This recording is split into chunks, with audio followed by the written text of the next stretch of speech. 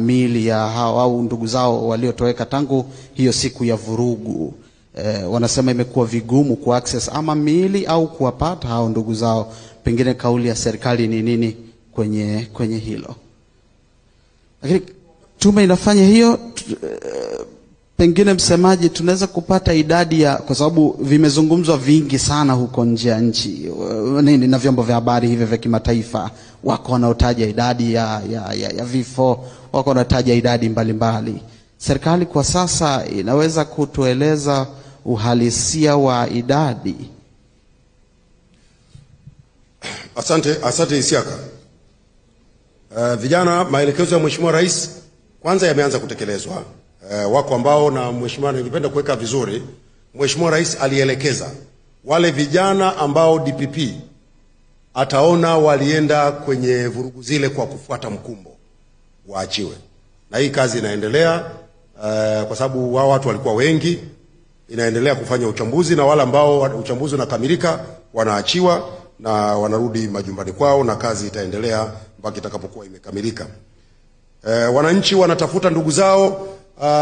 Katika hatua hii, kwanza mimi ningetoa wito, sehemu sahihi nadhani ni kwenda polisi, sababu polisi wao ndio wanaweza kufanya hizo jitihada za kutafuta walipo, na kama kutakuwa kuna maelekezo mengine huko polisi ndiko ambako wanaweza kujua. Kwa sasa hivi mimi siwezi kuwa na majibu, kwa sababu unajua haya ni matukio ambayo yalitokea wakati wa vurugu.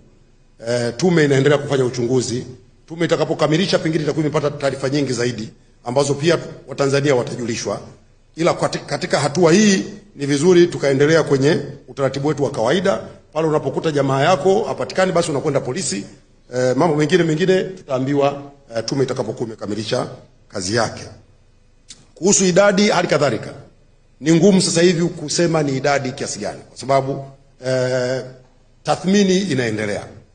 Tume inaendelea na kazi yake, itakamilisha, tutapata hizo takwimu. Kwa sasa hivi mtu yeyote anayetoa takwimu ni uchochezi.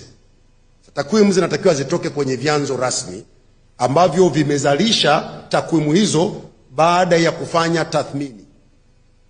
Leo nikikuuliza hapa, Juma, nani kahesabu walioumia, waliofariki dunia? Nani kahesabu? Chombo cha habari reputable, unaendaje unataja takwimu? Hafu umemnukuu kiongozi wa chama cha siasa. How is that professional? Umemnukuu mwanaharakati ana machinery ya kuhesabu watu, ana machinery ya kuhesabu vifo. Takwimu wamezitoa wapi?